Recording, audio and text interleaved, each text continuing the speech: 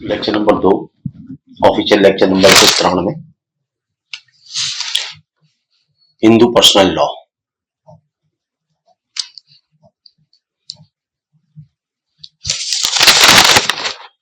ये जो हमारा जो है हिंदू लॉ की सीरीज चालू हो गई है। आज हमारा टॉपिक है लॉ के स्टूडेंट के लिए, वो है what are the source of Hindu law. Hindu law के विधि के क्या सूत्र है।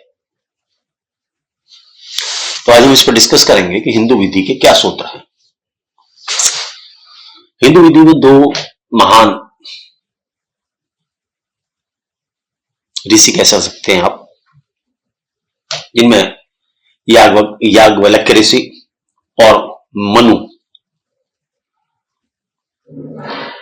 इनको हिंदू विधि के सूत्र के रूप में मुख्य रूप से विचारणीय है। ये व्यक्ति याज्ञवल्क्य के अनुसार अगर बात करें तो उन्होंने हिंदू विधि के सूत्र के रूप में वेदों को, स्मृति को, सदाचार को और जो चीजें अपने को प्रिय लगे, उचित व्यवहार को ही विधि के आधार के रूप में वर्णित किया है। दोनों की याज्ञवल्क्य की जो कहा है वो वेदों पर, स्मृति पर, सदाचार पर और जो प्रिय शब्द हो, वचन हो, व्यवहार हो, उसके ऊपर स्ट्रेस दिया है। उन्होंने विधि के सूत्र रूप में इन चीजों को हिंदुओं के लिए मान्य करार दिया है। अब याज्ञवल्क्य जी की बात करें या हिंदू धर्म की जब हिंदू धर्म की बात करें तो मनु का अगर जिक्र ना आए तो फिर मामला असमंजस में रह जाएगा। तो मनु स्मृति जो कि हिंदू धर्म का एक बहुत अच्छा मौलिक ग्रंथ है,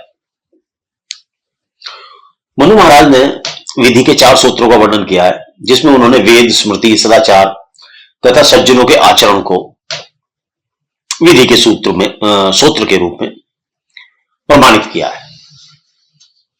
अर्थात आत्मसंतुष्टि भी उन्होंने अपने उसमें वर्णित किया है।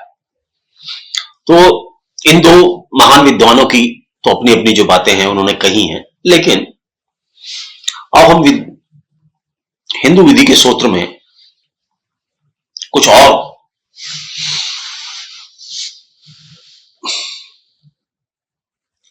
विचारों पर अध्ययन करते हैं। श्रुतियां,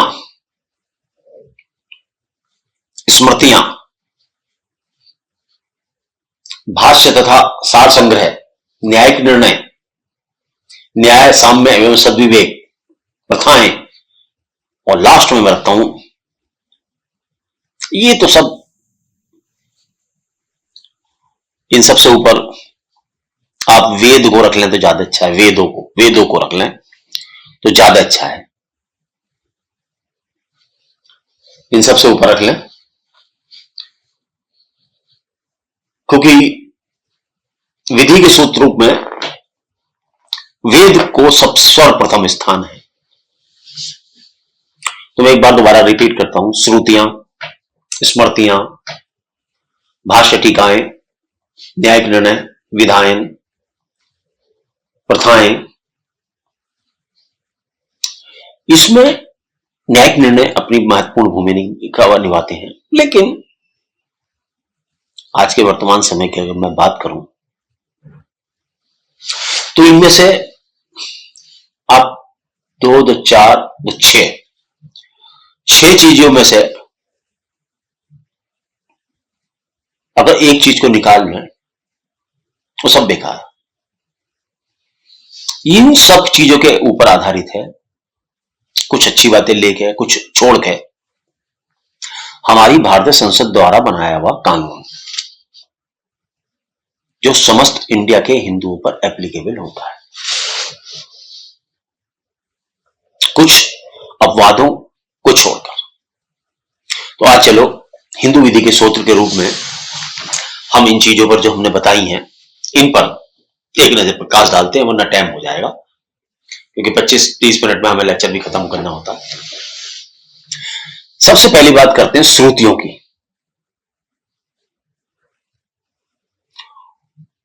जो ऊपर से सुनी गई, अर्थात जिसे परमात्मा ने बोला, ऋषियों मुनियों ने सुना और उन्होंने हमें बताया, अर्थात ऊपर से सुना गया, अर्थात जो ईश्वर द्वारा बोला गया और ऋषि द्वारा सुना गया, दैट इज कॉल्ड श्रुतियां। अर्थात ईश्वर के द्वारा बोले गए वचन जो किसी के द्वारा सुने गए, अर्थात ऋषियों के द्वारा सुने गए और उन्होंने बताया। ईश्वर के वो वचन जो ईश्वर द्वारा बोले गए तथा उन वचनों को ऋषियों द्वारा सुना गया और फिर वेदों के रूप में संहिताबद्ध किया गया।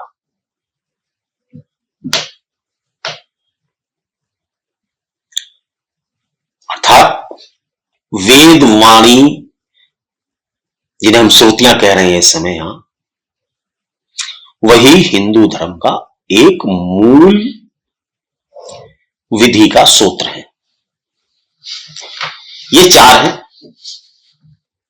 ऋग्वेद, सामवेद, यजुर्वेद और अथर्ववेद। ऋग्वेद, सामवेद, यजुर्वेद, अथर्ववेद। इसमें पहले नंबर पर आता ऋग्वेद। इसके अंदर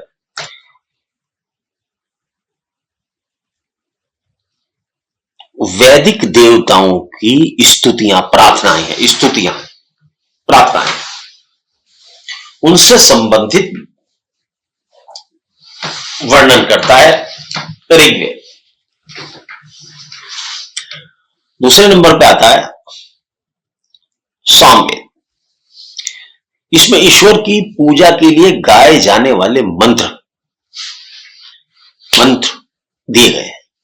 इनमें मंत्रों का वर्णन है कि मंत्रों के द्वारा किस तरीके से ईश्वर को प्रसन्न किया जाए, देवताओं को प्रसन्न किया जाए। यजुर्वेद, ये यजुर्वेद यज्ञ पद्धति, अर्थात यज्ञ भगवान, अर्थात यज्ञ आप समझते हैं कि जिस तरीके से ओम नमः शिवाय करते हैं या कोई ऐसा मंत्र बोल के त्र्यंबक यजामहे सुगंधि पुष्टि मरोड़ कुमार बंधरा मृत्यु मोक्ष मात्रा स्वाहा, गायत्री के बाद में एक हवन कुंड बनाया जाता है और उसके अंदर जो है अग्नि के अंदर संविदा बोलते हैं जिसको, जैसे संविदा से मतलब देसी घी और जो है सामग्री होती है, पिसी हुई लकड़ियां, टूटी हुए लकड़े, आम की लकड़ी से बना के उसमें अग्नि प्रज्वलित करके इस तरीके से पूजा पाठ की एक यज्ञ पत्ति है। तो यजुर्वेद में यज्ञ पत्ति में वेद है। यज्ञ पत्ति जो है वेद है। यज्ञ किस तरह किया जाए से संबंधित मंत्र है। अथर्ववेद, इसमें विज्ञान विषयों को शामिल किया गया है, अर्थात ये कह सकते हैं कि विज्ञान से संबंधित मंत्र इनके अंदर दिए गए। तो चार बातें, ऋग्वेद, सामवेद, यजुर्वेद, अथर्ववेद। भगवान की प्रार्थनाएं, ईश्वर की प्रार्थनाएं, पूजे जाने वाले मंत्र, ईश्वर को, यज्ञ भगवान की क्या विधि है, क्या मंत्र है, और विज्ञान के बारे में क्या। तो अर्थात चारों सेक्टर्स को इन्होंने हर एक में अलग अलग। और एक और बात है, ये भी वर्णन किया गया है कि राजाओं का क्या कर्तव्य है कि अपराधियों को किस प्रकार से दंड दें। ये बातें भी हमें ये वेदों के द्वारा से या धर्म के ग्रंथों के द्वारा से, वेदों में यह भी है कि दुष्ट को किस तरीके से दंड दिया जाए, अपराधियों से कैसे निपटा जाए, क्योंकि अपराध ही प्रवृत्ति है। तो इससे निपटना भी समाज का कार्य है। तो इसलिए उसके बारे में भी बिना दंड के शासन नहीं चलता। अभी आपने वेदों के बारे में तो पढ़ ही लिया, श्रुतियों के बारे में मैंने आपको बता ही दिया। श्रुति जो वर्ड बना है वो बनना सुनने से, सुनना, जो सुनी गई, अर्थात किसके द्वारा सुनी गई, ऋषियों के द्वारा सुनी गई। क्या बातें सुनी गई, जो ईश्वर ने बोली। आगे चलते हैं। इसके बाद आते हैं उपनिषद। वैसे तो कुछ लोग उसमें स्मृतियों को रखते हैं, लेकिन मैं बीच में उपनिषद को भी लाना चाहूंगा। ये भी विधि के सूत्र के रूप में, इनमें वेदांत का वर्णन है। उपनिषद जो है ये वेदांत का वर्णन है, तथा इन्हें वेदांत नाम से भी पुकारा जाता है। इसमें हिंदू धर्म और दर्शन के सिद्धांतों का वर्णन है। वे वेद का अंतिम भाग है। हिंदू धर्म और दर्शन, हिंदू धर्म क्या है, उसका दर्शन क्या है। देखिए, एक बार एक वेदांती जी को मैंने सुना, वो जिक्र कर रहे थे, आकाश के ऊपर बात चल रही थी, आकाश, स्काई। तो उन्होंने कई प्रकार के आकाश, मैद आकाश और आकाश के कई नाम बताए साहब। हमने कहा ये आकाश तो एक ही है जी। नहीं, बोले आकाश के बाद ये वाला आकाश, उसके बाद ये वाला आकाश, उसके बाद ये आकाश, उसके बाद बहुत बड़ा मेघाकाश। मेरे तो जब शब्द उतर गया वो उतार से, आकाश, मेघाकाश, मेघाकाश अर्थात आकाशों का भी आकाश। तो यून ने बताया ये पृथ्वी का तुम्हारा का एक ही आकाश है, उसके और भी बहुत सारे ग्रह हैं। अब आप ये देखें, हमारे ऋषि मुनियों ने से यहां से बैठकर ये सारी बातें अपने इन ग्रंथों में लिखी। तो उपनिषद से मेरा ये है कि ये वेदांत का वर्णन करते हैं। कभी आपका मौका लगे तो आप वेदांत को जरूर पढ़ें। वेदांत बहुत बड़ा ज्ञान का सूत्र है। इसमें वेदांत का वर्णन है तथा इन्हें वेदांत के नाम से पुकारा जाता है। इसमें हिंदू धर्म और दर्शन के सिद्धांतों का वर्णन है। ये वेद का अंतिम भाग है, दैट इज कॉल्ड उपनिषद। अब आती है स्मृतियां। श्रुतियां सुनिए आपने, श्रुतियां वेद हैं जो परमात्मा द्वारा कहे गए और ऋषि द्वारा लिखे गए। उपनिषद जो वेदों का अंतिम भाग। अब आती हैं स्मृतियां। इन्हें भी वेदों वाली मान्यता तो नहीं है, लेकिन जिस तरीके से स्तर बना लिए जाते हैं हर चीज के, first priority, second priority, third second priority, स्मृतियों को आप सेकंड प्रायोरिटी में रख सकते हैं। ये भी ये ऋषियों की स्मरण है, यादें कह सकते हैं। ये जो उनके ऑब्जर्वेशंस हैं जो उन्होंने हमें दिए, ईश्वर के बारे में उनकी क्या विचारधारा थी, उन्होंने क्या अनुभव करे। मैं तो यही इसी से स्मृतियों से यही मानूंगा। ऋषियों के स्मरण, यादों से ही मतलब होता है। स्मरण वर्ड जो है आता है यादों से।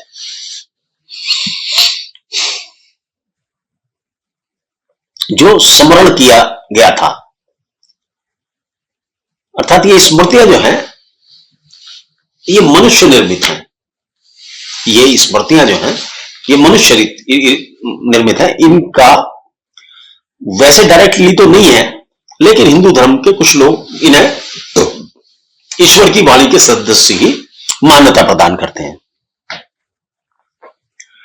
लेकिन इनका निर्माण ऐसा कहा जाता है कि मानवीय है।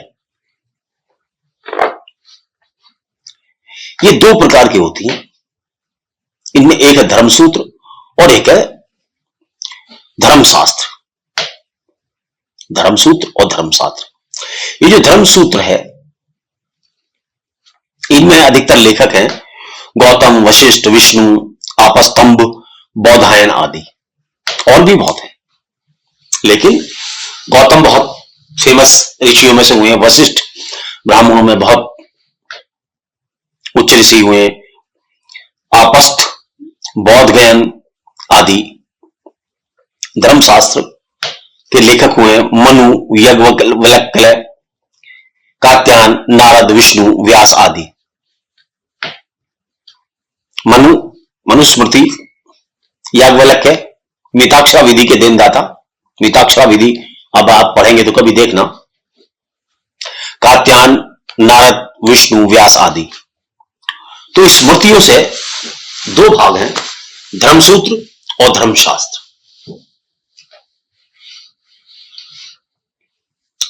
इसमें एक गद्य में है और एक पद्य की भाषा में, कविता रूप में है, और एक कहानी किस्सों के रूप में है। कहानी किस्से के मतलब जैसे ये पढ़ाया जा रहा है या लिखा हुआ रहते हैं उस तरीके से, इसमें थोड़ा सा गीत रूप में समझ सकते हैं या पद बना के किया जाता है।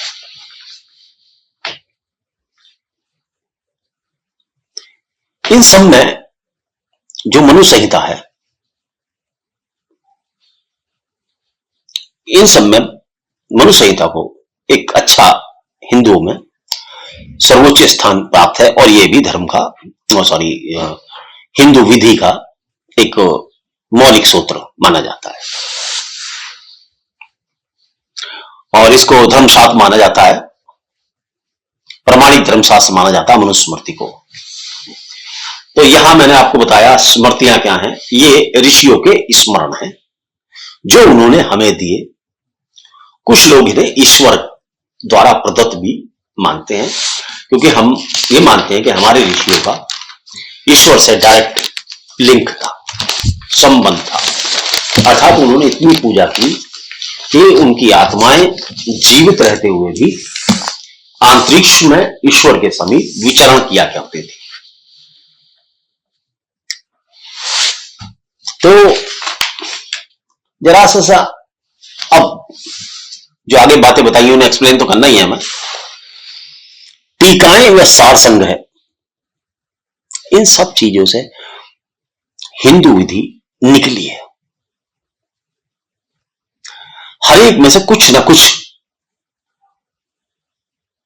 कानून से सम्मत बातें, जीवन के व्यवहार की बातें, दंड सजाएं, नियम आचरण, सिद्धांत, शादी के नियम, इन सब में से ही निकाल के बनाए गए। अब बात करते हैं टीकाएं और संग्रह क्या है। ये जो स्मृतियां थी, इनकी व्याख्याएं हैं। देखिए वो लोग संत तो आपने देखिए हर आदमी को अपने अपना कुछ करना होता है संसार में। अब जैसे मैं क्या कर रहा हूं, व्याख्या ही तो कर रहा हूं ना। तो ये कानून मेरे द्वारा लिखा गया, ना मेरे द्वारा बनाया गया, ना तो हिंदू धर्म ही मेरे द्वारा लिखा गया, ना मेरे द्वारा बनाया गया। बस मैं एक प्रकार से इसे पढ़ के, इसे याद करके, या नॉलेज से या अनुभव से, या जो मैंने पढ़ा है उसको आपको व्याख्यात कर रहा हूं। और व्याख्या भी नहीं बढ़िया मान सकता मैं तो अपनी को। तो टीकाएं ये स्मृतियों की व्याख्याएं हैं। जो स्मृतियां जिनका मैंने जिक्र किया है पीछे, उनकी व्याख्याएं हैं ये। उनको और बढ़कर एक्सप्लेन करने की कोशिश की है मॉडर्न टाइम के या बाद के विद्वानों ने। जैसे दो लाइन इसके बारे में बताता हूं। स्मृतियों की व्रत व्याख्याएं हैं, स्मृतियों की बड़ी स्पेशल व्याख्याएं हैं। उनके अर्थ को आसान करके जन साधारण हेतु सुगम बनाना ही टीकाओं का कार्य होता है। बहुत आपको हिंदुओं में एक ग्रंथ है श्रीमद् भगवत गीता। जितनी टीकाएं इस पे लिखी गई शायद आज तक किसी पे नहीं लिखी गई। और उसमें बाल गंगाधर तिलक की जो टीका है गीता पर, वो भी अपने आप में इंपॉर्टेंट है। और गीता के तो एक एक श्लोक, यदा यदा हि धर्मस्य ग्लानि भवति भारत अभ्युत्थानं तद्धर्मस्य तदात्मान सृजाम्यहम् कर्मण्येवाधिकारस्ते मा फलेषु कदाचन मा कर्म फल हेतु ते संगुष्ट कर्मणि। तो ये सब एक एक श्लोक गीता का, इसको जन साधारण नहीं समझ सकते थे, क्योंकि संस्कृत भाषा में थे। उनको एक्सप्लेन किया गया, जन समझने के लिए बनाया गया। तो ये टीकाएं हैं। मेरे पे टाइम नहीं है, नहीं तो मैं आपको यदा यदा ही धर्मस्य का एक वो करता। बताता कि what he want to say, what lord Krishna want to say in this पद कह सकता हूं मैं। चलिए टाइम नहीं रहा मेरे में, 20 मिनट हो, पता नहीं कितना मुझे आज तक समझ में नहीं आता। जब लेक्चर देखने बैठते हैं तो 20 मिनट कब में हो जाते हैं और बात पूरी होती नहीं। विष्णु शास्त्र पर अंतिम टीका वैजंती है, जो नंद पंडित द्वारा लिखी गई है, बहुत फेमस है। चलो यही तेजी से चालू करते हैं, अब नहीं बात करेंगे। दो विधियां ये भी टीका ही है, मिताक्षरा और दाय भाग। दाय भाग बंगाल में पाई जाती है। मैं बताने की कोशिश करता दाय भाग और मिताक्षरा को, चलो बताता भी हूं क्योंकि मिताक्षरा पर कई बार टॉपिक मिल जाता है। दाय भाग बंगाल में मानी जाती है और इस टीका के लेखककार जो है जीव मुतवाहन। देखिए मेरे से हो सकता प्रोनाउंसिएशन में गलती हो जाए, जी मुतवाहन द्वारा लिखा गया है ये। और एक मिताक्षा, ये याज्ञवल्क्य ऋषि पर टीकाकार जो है, याज्ञवल्क्य की जो वो है उस पर, उनके ऊपर टीका है ये विज्ञानेश्वर द्वारा। तो दाय भाग और मिताक्षरा ये और समझ लें जरा सा। दाय भाग जो है यह बंगाल में ज्यादा प्रचलित है और जी मुतवाहन द्वारा लिखी गई है और ये मुख्य रूप से और दाय और विभाजन पर प्रकाश डालती है। मुख्यतः यह समानता, संपत्ति में पुत्र के हित और विभाजन के लिए मान करने के उसके अधिकार के विषय में मिताक्षरा से भिन्न है। यहां जो मैं दाय भाग को जब बताऊंगा, दाय भाग एक्सप्लेन करूंगा, आगे चलूंगा जब, तो दाय भाग में जो है ना और मिताक्षरा में कुछ जो थोड़े से अंतर है, पुत्र के राइट के लेकर है, बस वो एक्सप्लेन करूंगा, वो अलग टॉपिक है वो। मिताक्षरा ये याज्ञवल्क्य स्मृति पर अत्यंत महत्वपूर्ण टीका है और समस्त भारत में इसका बहुत अधिक फैलाव है और ये श्री विज्ञानेश्वर महाराज की लिखी हुई है, बंगाल को छोड़कर ये पूरे इंडिया में लागू होती है मिताक्षरा, और दाय भाग बंगाल के अंदर है। इनको एक्सप्लेन करूंगा, आगे एक्सप्लेन करूंगा क्योंकि टॉपिक की नजाकत को सोचते हुए कि समय थोड़ा कम है। न्याय निर्णय, पुराने समय में जब निर्णय हुआ करते थे तो जजेस तो अधिकतर अंग्रेज हुआ करते थे, लेकिन क्योंकि उन्हें हिंदू धर्म के शास्त्रों का ज्ञान नहीं था तो वो यहां के विद्वान हिंदुओं के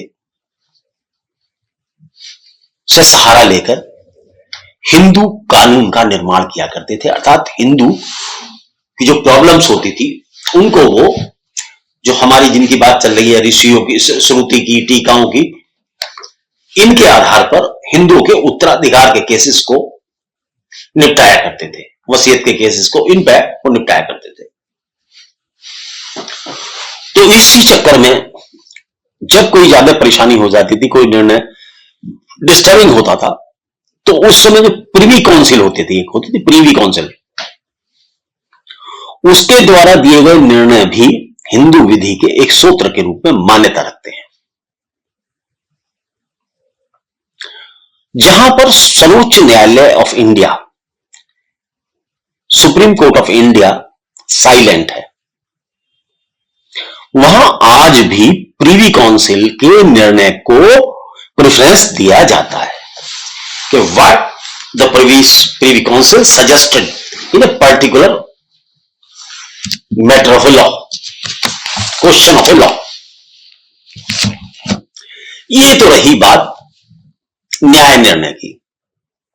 अब बात करते हैं विधायन की। क्योंकि इंडिया बहुत बड़ा क्षेत्रफल का कंट्री होने के कारण और बहुत ज्यादा जनसंख्या होने के कारण जगह जगह 20-20 कोई, हमारे देश में भाषाएं कितनी है, 40-40 किलोमीटर में हमारे यहां भाषा बदलती है।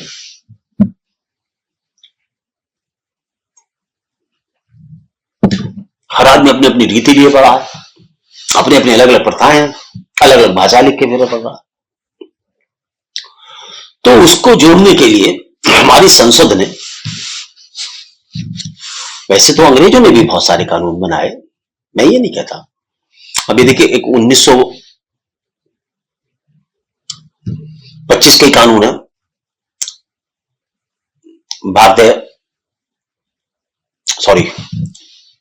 इंडियन सक्सेशन एक्ट, आज भी एप्लीकेबल है। Indian penal code, criminal procedure code, civil procedure code, क्या है ये सब? बहुत पुराने कानून है जो हमारी सभी, तो मैं अब इंडियन की बात कर रहा हूं। तो हमारी संसद द्वारा बनाए गए हिंदुओं के बारे में कानून है।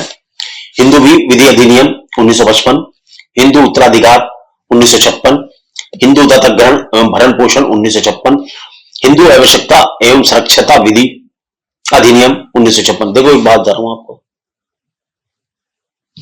इन चारों एक्ट में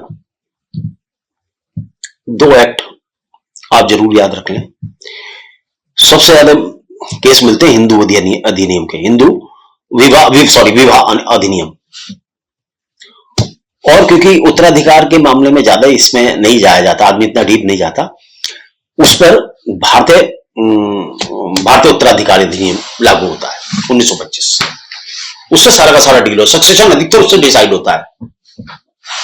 लेकिन इसकी नॉलेज ले लें, लेकिन सबसे ज्यादा अगर आपको किसी पे स्ट्रेस करना है तो हिंदू विवाह अधिनियम 1955 पे करना, और आवश्यकता एवं सुरक्षता अधिनियम 1956, ये भी दो इंपॉर्टेंट पहलू। देखिए जिंदगी का महत्वपूर्ण पहलू क्या है? शादी और बच्चे, बाकी सब तो इसी में घूमता है संसार। और तीसरा मरना, उत्तराधिकार। तो उत्तराधिकार में तो वो ही सक्सेशन एक्ट 1925 ही है, लेकिन बात क्या है ये वाले। तो ये हमारे संसद के द्वारा बनाई हुई विधायन भी आज की डेट में हिंदू लॉ के प्रमुख सूत्रों में से गिने जाते हैं। अब रह गए गुरुजी मिनट 3, बोलते बोलते थक भी तो जाऊंगा भाई साहब, और मुझे ये करना पूरा, चाहे 2 मिनट बढ़ा के करूं, पानी पी के करूंगा। देखिए हिंदू मैरिज एक्ट तो हम आपको डिटेल में पढ़ाएंगे क्योंकि महत्वपूर्ण एक्ट है। सक्सेशन में तो हम ये आपको सलाह देंगे कि हिंदू सक्सेशन पे आप इतना स्ट्रेस ना डालकर, अगर प्रैक्टिकल सक्सेशन देखना चाहते तो इंडियन सक्सेशन एक्ट का स्टडी करें, क्योंकि सारे सक्सेशन के मैटर्स जो हैं आज की डेट में उसी से डील होते हैं। तो चलें, रूढ़ी और प्रथाएं। अब देखो रूढ़ी और प्रथाओं की बात करता हूं मैं। रूढ़ी और प्रथाएं ये सारे संसार में फैली हुई है, ये हिंदू की नहीं है, सब में है। इस्लामिक लॉ में भी रूढ़ी का स्थान है,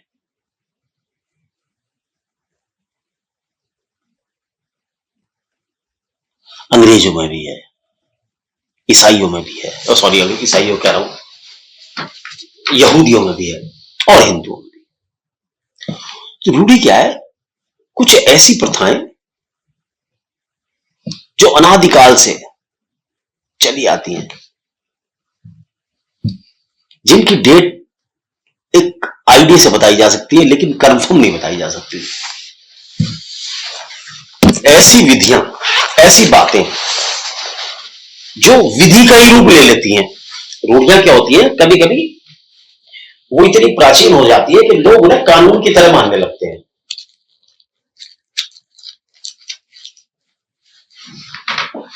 तो ये भी जब ये कानून के रूप में माने जाती हैं तो ये भी एक विधि का सूत्र बन जाती है। सर्वोच्च न्यायालय लक्ष्मीबाई के केस में AIR 1913 सुप्रीम कोर्ट 2004 में क्या कहा वो जरा सा मैं पढ़ देता हूं। प्रथा या रूढ़ी ऐसा नियम है जिसने किसी विशिष्ट वर्ग समुदाय या किसी विशिष्ट जनपद में दीर्घकालीन प्रभाव से विधि की शक्ति प्राप्त कर ली। प्रथाएं इतनी मान्यताकृत हो जाती हैं कि हम उन्हें कानून की तरह ही मानने लगते हैं, अर्थात वो भी कानून का सूत्र है। और सुप्रीम कोर्ट, हमारे भारत का सर्वोच्च न्यायालय भी उनको प्राथमिकताएं और विचारणें मानता है। तो ये भी विधि का एक सूत्र है। प्रथा का डिसीजन क्या? जो 100 साल से पुरानी प्रथा है, मान्यता प्राप्त है होती है, उसको कहते हैं कि हाँ भाई ये मान्य प्राप्त है। मतलब होली मना रहे हो, पता ही नहीं ना भाई साहब, इसका काल नहीं पता। इतना ही तो पता है कि हिरण्यकश्यप में प्रहलाद के मामला, हिरण्यकश्यप वाली जो कथा है और भगत प्रहलाद वाली और होलिका वाली, ये हमें पता है। लेकिन वास्तव में उसका देखो, जिसे पता हो उसे पता होगा, मैं इस पर कन्फर्म, लेकिन मुझे नहीं पता कि कौन से साल, कौन से ईयर, कौन से विक्रमी संवत में हुई। वो हो सकता है वो आज से 5000 साल पहले घटी हो, या 4000 साल, या 3000 या 2000 साल पहले, नहीं बता सकता। मैं आपको यहां वो बात नहीं बताता जिसका ज्ञान मुझे नहीं है, जिसकी मुझे नॉलेज है वो एक्सप्लेन करता हूं, या जिसके बारे में मुझे कहीं से कोई, किसी किताब ने कोई आधार दिया। कल को आप कहने लगो जी आपने गलत पढ़ा है, तो मैं कह सकता हूं नहीं भाई देखिए मेरी ये बुक है, मेरे इस पर नॉलेज है, मेरी जो व्यक्तिगत नॉलेज है वो बुकों पे है, दिव्य प्राणी नहीं हूं। रिवाज जो अभी उत्पन्न हुए हैं, जैसे कृषि से संबंधित रिवाज और व्यापार की प्रथाएं, ये रिवाज ये नए नए होते हैं, ये ज्यादा प्राचीन नहीं होते। लेकिन प्रथाओं के लिए क्या होते हैं, ये लगातार होनी चाहिए, निरंतर होनी चाहिए, नैतिक होनी चाहिए और जनता के फायदे के लिए होनी चाहिए, जनता को जोड़ने के लिए। जैसे होली सभी लोग मिलकर बनाते हैं होली, इसमें ना ऊंच का भाव है ना नीच का भाव है, ना छोटा है ना बड़ा है। तो ये होली, उसकी विशेषता होली की। देखिए टाइम हो गया जनाब 32 मिनट, अब आज्ञा दो प्रभु, आज के लिए क्षमा। ये हिंदू विधि है, इसे सुने, लॉ के स्टूडेंट के लिए बड़ी जरूरी है और लॉ के क्षेत्र में बड़ी काम आएगी। अभी तो ये लग रहा है कि आपको सिर्फ कहानी और किस्से ही समझ, देखो अपने थोड़े बहुत तो आदमी को अपने धर्म का भी ज्ञान होना चाहिए। चलो इस बहाने से हिंदू विधि सही उससे उठ लो, और ये जिस तरीके से मुस्लिम विधि आपको पढ़नी, अगर लॉ के स्टूडेंट तो आपको मुस्लिम विधि भी पढ़नी है और हिंदू विधि भी पढ़नी पड़ेगी। अगला हमारा टॉपिक होगा schools of Hindu law, means, Mitakshara and दाय भाग। मैंने कहा था ना एक एक करके बताऊंगा, क्योंकि ऐसा ना अब ये टॉपिक पर अपना फोकस है, तो इस टॉपिक को आपको एक्सप्लेन करना। नमस्कार, आगे बात नहीं करेंगे अब।